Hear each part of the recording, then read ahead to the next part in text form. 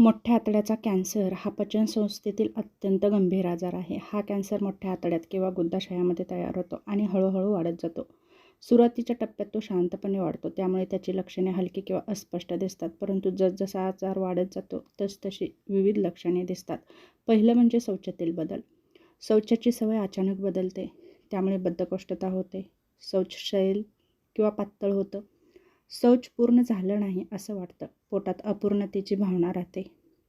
शौचातून रक्त येतं. हे महत्त्वाचं गंभीर असं लक्षण आहे. काही वेळा रक्त फिक्कट, तपकिरी, काळपट किंवा शौचात मिसळलेलं असतं, त्यामुळे दुर्लक्ष करू नका.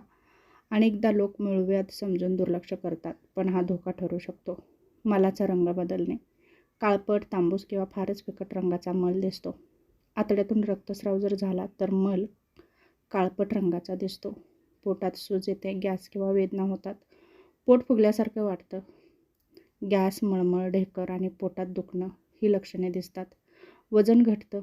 आहारात बदल नसतानाही वजन कमी होत जातं. शरीर पोषण शोषून घेऊ शकत नाही, कारण आतड्याचं कार्य बाधित होतं. थकवा, अशक्तपणा जाणवतो. रक्तस्रावामुळे शरीरात रक्ताची कमतरता होते. परिणामी थकवा, डोकं हलकं होणं, श्वास घ्यायला त्रास होणं, रक्तातील हिमोग्लोबिन कमी होणं यासारख्या समस्या निर्माण होतात आणि यातूनच पंडू नावाचा रोगही होऊ शकतो. मानसिक लक्षणेही दिसतात, जसं की सतत चिंता, मनात भीती, झोप न लागणं, भूक न लागणं.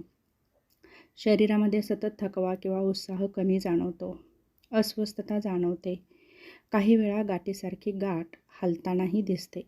गुदाशयामध्ये रात्री जास्त गॅस, पोटदुखी किंवा अस्वस्थता जाणवते. रात्रीच्या वेळी पोट फुगल्यासारखं वाटतं. गॅस वाढतो. झोप लागत नाही. पोटाच्या एका बाजूला गाठ जाणवते. मोठ्या टप्प्यात आतड्यातील ट्यूमर मोठा झाल्यावर पोटावर गाठ जाणवू शकते. ताप किंवा हलकी जळजळ जाणवते. ताप राहतो, सूज राहते, भूक मंदावते. त्याचप्रमाणे खाण्याची इच्छा कमी होते. थोडं खाल्लं तरी पोट भरल्यासारखं वाटतं. शरीरावर सूज येते. रक्तप्रवाह आणि प्रथिनांची कमतरता जाणवते. पचनसंस्थेमध्ये अस्वस्थता जाणवते. सतत जडपणा जाणवतो. उलट्या येतात. पोट साफ होत नाही, त्यामुळे समस्या निर्माण होतात. जर यापैकी लक्षणं 2 ते 3 आठवड्यांपेक्षा जर जास्त काळ टिकत असतील तर काही तपासण्या करून घेणं खूप गरजेचं आहे.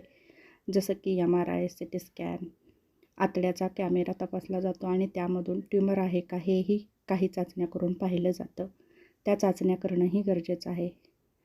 जर आपण चाचण्या केल्या आणि लवकर जर आजार ओळखला तर उपचार घेणं शक्य होतं. सुरुवातीच्या काळात कॅन्सर शस्त्रक्रियेद्वारे बरा होऊ शकतो. योग्य आहार, व्यायाम, फायबरयुक्त अन्न, तणाव कमी केला तर नक्कीच आपण बऱ्याचशा आजारापासून दूर राहू शकतो.